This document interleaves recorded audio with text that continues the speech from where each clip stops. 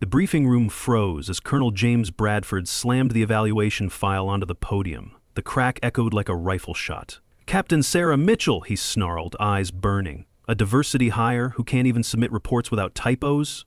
30 officers stared. Some looked away, others leaned forward. Sarah stood silent, chin high, shoulders squared, her pulse thundering beneath her crisp uniform. Bradford took a step closer. "Tell me, Captain, how does it feel to wear a rank you didn't earn?" The room held its breath, but Sarah didn't flinch, not even when he whispered, "We both know why they chose you." In that moment, a choice flashed in her eyes: break or fight back.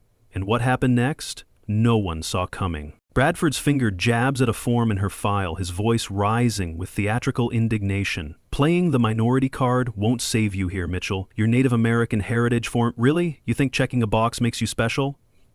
The words hang in the air like poison, and several junior officers exchange knowing glances. One lieutenant in the back row actually snickers, the sound cutting through the tension like a blade. Sarah's jaw remains set, her hazel eyes fixed on a point just above Bradford's shoulder, refusing to give him the satisfaction of seeing her react. Her hands remain clasped behind her back, knuckles white from the pressure. But her face betrays nothing. "You're what's wrong with the modern military," Bradford continues, pacing now like a predator circling wounded prey. "All quotas, no quality. Political correctness run amok." He throws the file down, papers scattering across the floor. 28 years old and still a captain? Still filing reports while real pilots fly? There's a reason for that, Mitchell.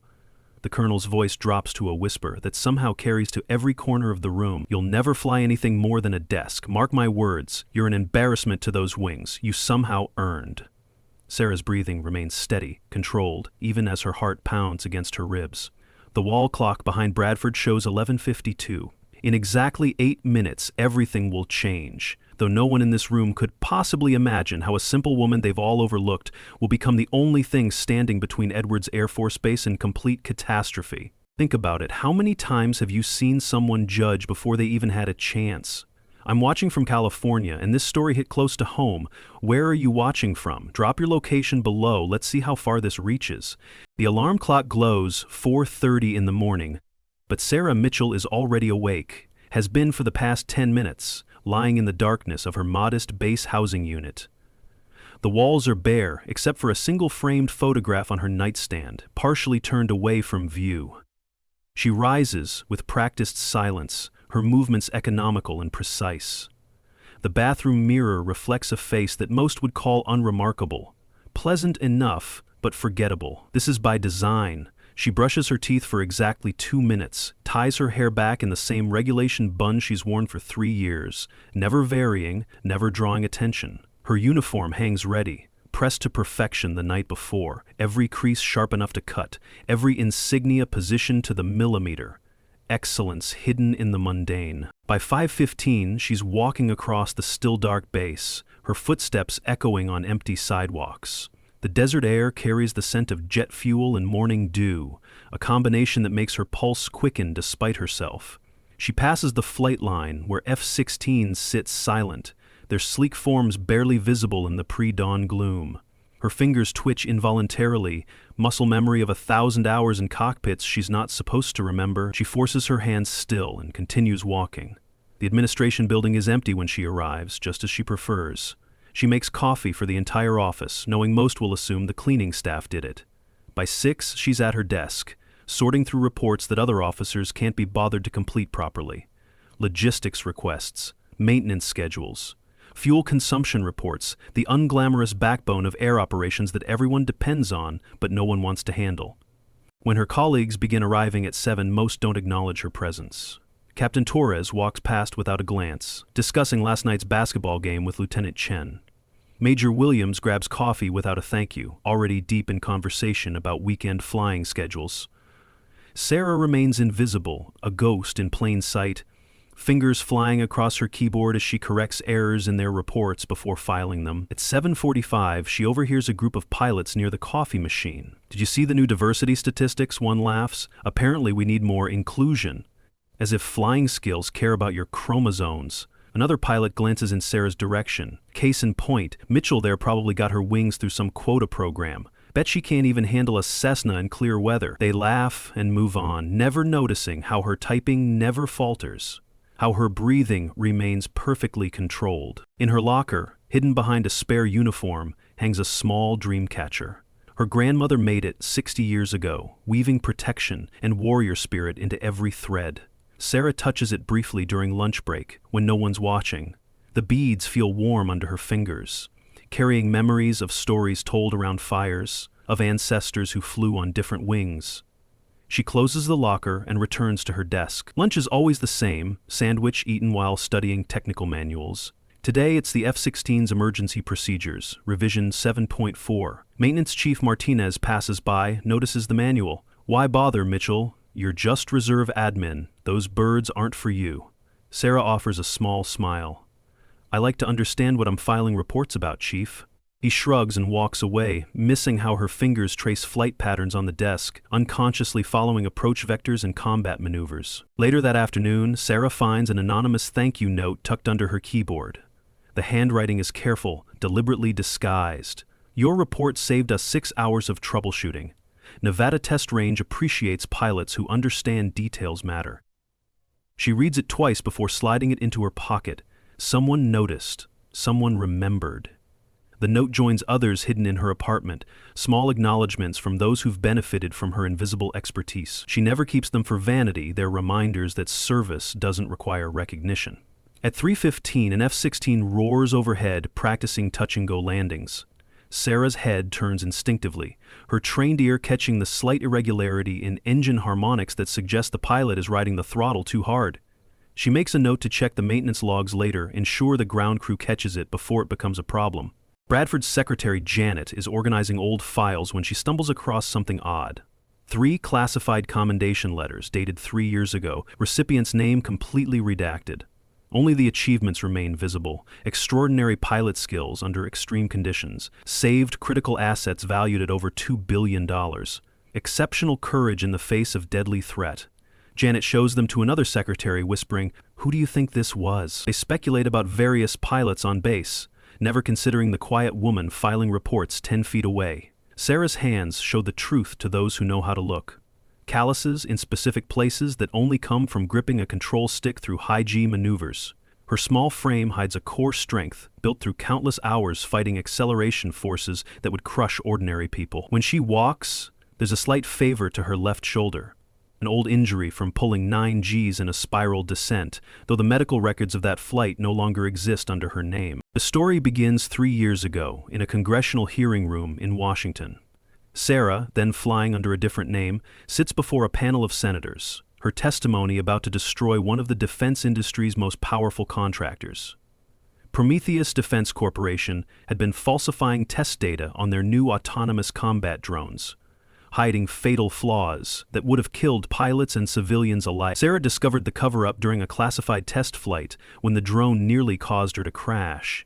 Instead of staying silent for career preservation, she spoke truth to power. The death threats started within hours of her testimony. Professional killers, corporate mercenaries, even corrupt military officers on Prometheus's payroll, all hunting the pilot who'd cost them billions in contracts. The military made a choice: create Sarah Mitchell, a completely fabricated identity with an unremarkable service record. The real pilot ceased to exist, at least officially. Only 3 people knew the truth: the Pentagon's chief of staff, her handler in witness protection, and Edwards Air Force Base's previous commander, Colonel Morrison. Morrison died of a heart attack 2 months ago, taking the secret to his grave. The new identity was crafted to be invisible. Average test scores, middle-of-the-pack performance reviews, nothing to draw attention. Sarah could have left the service entirely, hidden in civilian life. Instead, she chose to continue serving, accepting a reserve position that kept her close to the skies she loved, even if she could only watch others fly. The irony wasn't lost on her. One of America's most decorated test pilots reduced to filing flight reports for pilots who couldn't match her skill on their best day. But service, true service, doesn't require recognition. What would you have done in her position? Speak up or stay silent?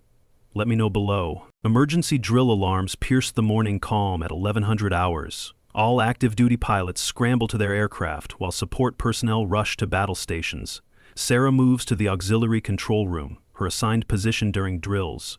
Her job: coordinate communications between ground control and airborne assets.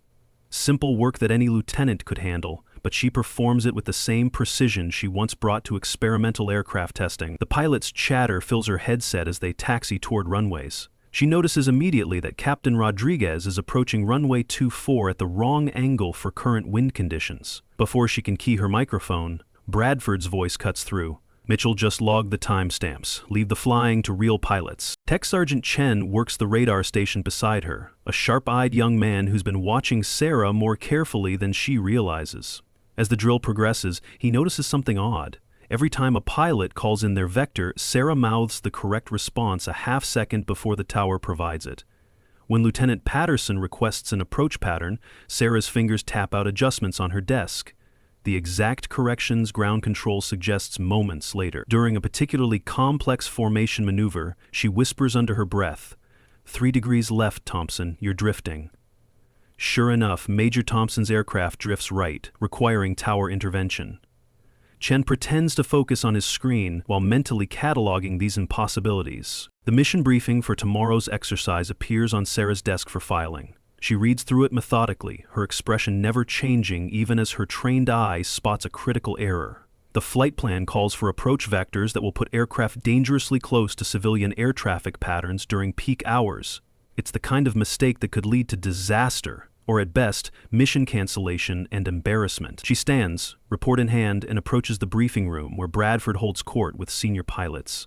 Sir, there's an issue with tomorrow's flight plan. Bradford doesn't let her finish. Stick to your paperwork, Mitchell. If there were problems, real pilots would have caught them. The room erupts in laughter. Sarah returns to her desk, places the report in the filing cabinet, and makes a private notation in her personal log. Chen can't shake his curiosity. During his break, he accesses the personnel database, using his clearance to dig deeper into Sarah Mitchell's records. What he finds makes no sense. Her file begins 3 years ago, appearing out of nowhere, with a middle-tier training record from a base that closed 5 years ago. The dates don't align. Going deeper, he finds gaps, 6 months here, 3 months there, filled with generic placeholder text. Then he hits encrypted files, classification levels beyond his access.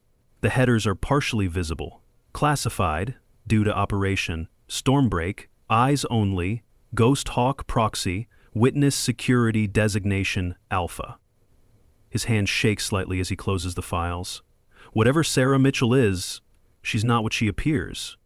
Digging through physical training records, Chen discovers something extraordinary hidden in mundane medical data. Sarah's physiological test results are buried in appendices no one reads. Top 1% reaction times, exceptional G-force tolerance ratings that seem impossible for her small frame, vision acuity that matches a fighter pilot elite's. Her flight simulator scores, logged under administrative familiarity training, show combat proficiency across 6 different aircraft types. Not just proficiency, mastery. The kind of scores that belong in recruitment posters, not filing cabinets. Chen cross-references dates and locations. Every gap in her record corresponds to classified operations in Nevada, California, and Alaska. Test pilot territory, black project zones. Meanwhile, Colonel Bradford sits in his office, confident in his dominance over the morning's briefing. His secure phone buzzes with an encrypted email that makes his blood run cold. Ghost Hawk is among you. The phantom pilot walks your halls. Find them before they find you. The sender is anonymous, routing through military servers he can't trace. Ghost Hawk, the call sign that haunted defense contractors' nightmares. The pilot who exposed Project Prometheus, who testified against untouchable corporations, who disappeared into witness protection after surviving multiple assassination attempts. Bradford's face pales as he realizes the implications. If Ghost Hawk is at Edwards, if they're gathering evidence of his own side dealings with contractors, his career is over. He launches into action, ordering security sweeps of all female pilots on base. Ghost Hawk's general description was known: man, guy, and good. Ghost Hawk, Domino Man. His interrogations start with the obvious candidates: Major Thompson, Captain Rodriguez, Lieutenant Commander Williams. Each woman is pulled into his office, questioned about their backgrounds, their loyalties, their connections to Nevada testing grounds. None match the profile. Too tall, too young, too old, wrong ethnicity. Bradford's paranoia grows with each failed identification. He overlooks the obvious, the woman he humiliated hours earlier. Sarah Mitchell is too pathetic, too unremarkable to be the legendary Ghost Hawk. A diversity hire who files reports couldn't possibly be the pilot who flew experimental aircraft at the edge of human capability. The base commander's emergency phone rings at 11:56. Nevada's restricted airspace has been breached by an unidentified aircraft approaching at Mach 2, not responding to any communications. Trajectory analysis shows Edwards Air Force Base as the target, arrival time in minutes. All primary combat pilots are airborne in the opposite sector, 30 minutes from intercept position. The drill has left the base virtually defenseless. Ground-based defenses can't lock on to the bogey, it's using some kind of advanced stealth technology. Bradford storms into the command center, still hunting his phantom while a real threat races toward them. "Where are our intercept assets?" he demands. The duty officer's response chills everyone. "Sir, all combat-ready pilots are engaged in the exercise. We have no one available for immediate launch." Sarah's hand tightens imperceptibly on her coffee mug, the only external sign of the storm raging inside her. 3 years of hiding, of watching others fly while she filed their reports. 3 years of silence while her skills atrophied and her spirit dimmed.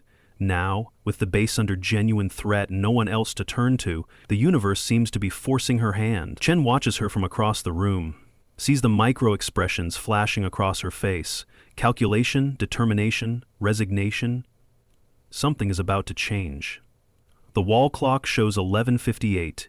In 2 minutes, carefully constructed lies will shatter, and the woman everyone overlooked will have to choose between continued safety and sworn duty. Who's the unsung hero in your life? Share their story in the comments. The alarms shift from drill patterns to the urgent wail of genuine emergency. Sarah Mitchell stands slowly, setting down her coffee mug with deliberate calm. Her voice cuts through the chaos with unexpected authority. "Sir, I'm rated for intercept." The command center falls silent.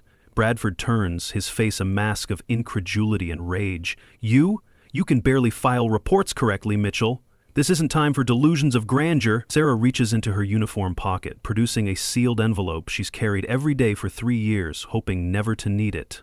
"Colonel, I respectfully suggest you read this. We have approximately 90 seconds before that aircraft enters terminal approach vector." Bradford snatches the envelope, tearing it open with impatient fingers. His face transforms from annoyance to confusion to absolute shock as he reads.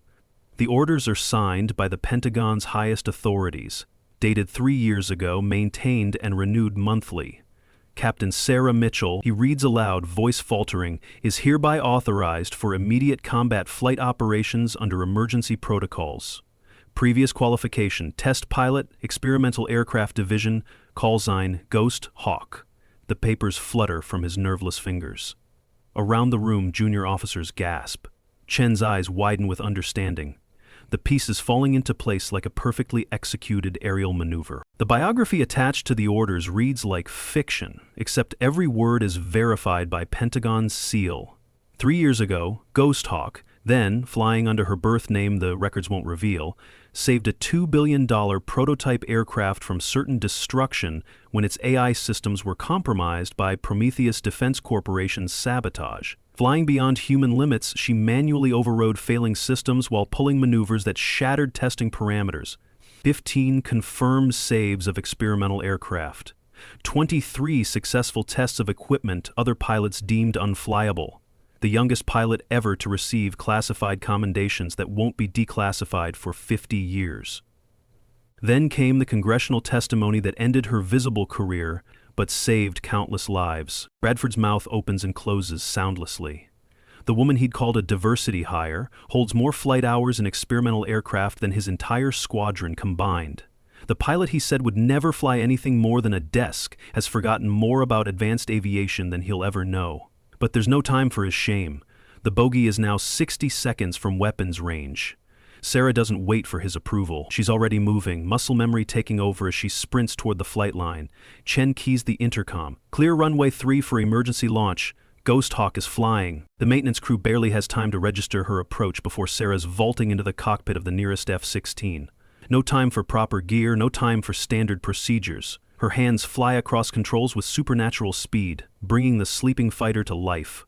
Chief Martinez runs toward the aircraft, waving his arms, then stops as he sees her face through the canopy. The determination there brooks no argument. This isn't the mild Captain Mitchell who files reports. This is someone else entirely, someone who's been hiding in plain sight. The engine roars to life, Sarah's touch coaxing maximum performance from cold systems. Tower control stammers through clearance protocols until Bradford's voice cuts through. "Let her fly, clear all runways, Ghost Hawk has priority." 90 seconds, from engine start to wheels up, impossible by any training manual. But Sarah Mitchell stopped following manuals years ago. The F-16 leaps from the runway like an unleashed predator, climbing at angles that pin her to the seat. No G-suit, no proper helmet, just skill and determination wrapped in a standard flight suit. Her vision tunnels from acceleration forces that would incapacitate most pilots.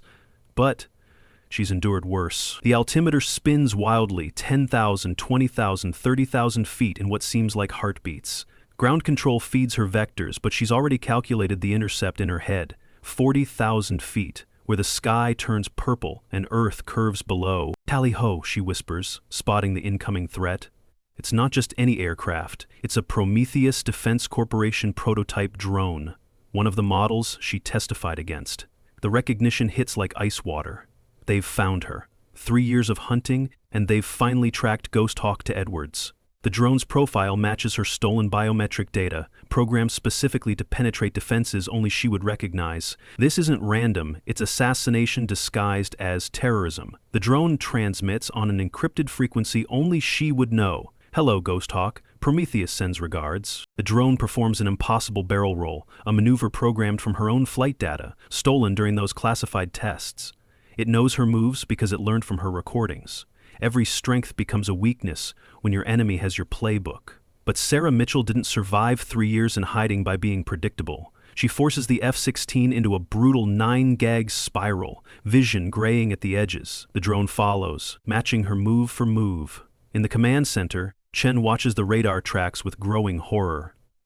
She's pulling 9 Gs without a suit. She'll black out. But Sarah's body remembers what her mind tried to forget. She's danced this dance before, pushed beyond human limits when machines failed and only will remained. The drone fires, advanced missiles seeking her heat signature. Sarah doesn't evade. Instead, she flies straight at them, a move so counterintuitive the drone's AI hesitates for a microsecond. That hesitation is all she needs. Using knowledge from classified briefings Prometheus never knew she attended, she targets the drone's one weakness, a heat exchanger port exposed for exactly 2 seconds during weapon cycling. Her cannon fires a surgical burst. The drone shudders, its perfect flight faltering. Another burst, another weakness exploited. The assassination machine becomes $4 million of falling debris, raining down on empty desert. Sarah brings the F-16 home in a controlled descent that speaks of absolute mastery. Total flight time 7 minutes, 43 seconds.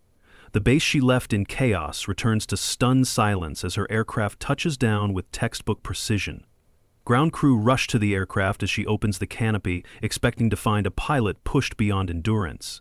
Instead, Sarah climbs down with steady hands, her expression calm despite the sweat soaking her uniform. She walks past gathering crowds, past saluting officers, past a stunned Bradford who reaches out as if to shake her hand.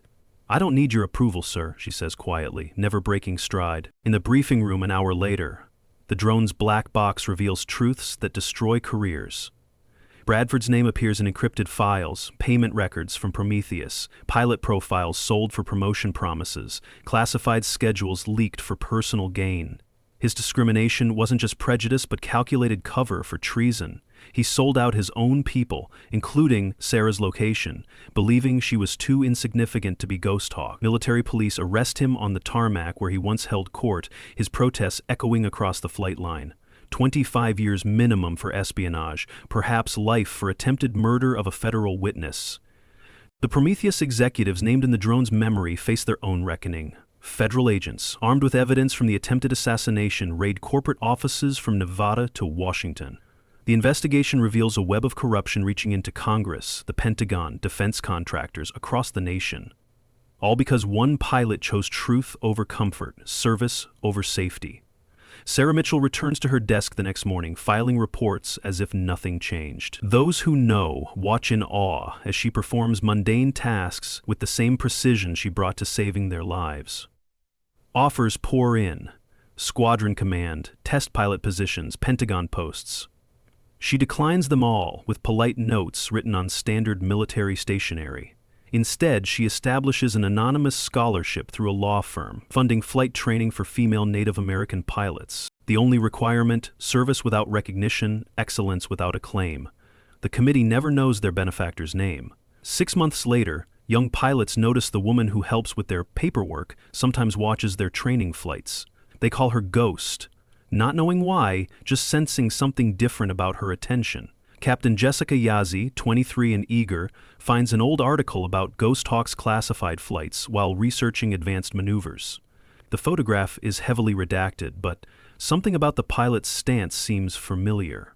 She glances at Sarah, recognition dawning slowly. Sarah catches her looking and offers the slightest smile. "Sometimes the best warriors choose when to be seen," she says quietly, then returns to her filing.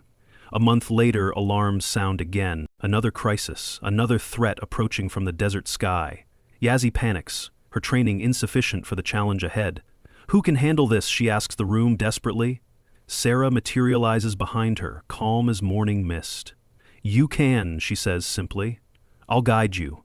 She takes the auxiliary control position, her voice steady in Yazzie's earpiece as the young pilot runs to her aircraft. Sarah guides her through the intercept, sharing wisdom earned in fire and shadow. The threat neutralizes. Yazzie lands, to cheers and congratulations. Sarah watches from the control room window, her reflection showing not just her face, but her grandfather's spirit, the warrior who taught her that strength needs no announcement, that service requires no spotlight. The dream catcher in her locker catches afternoon light, its shadows dancing like aircraft in formation. Ghost Hawk flies still, just differently now.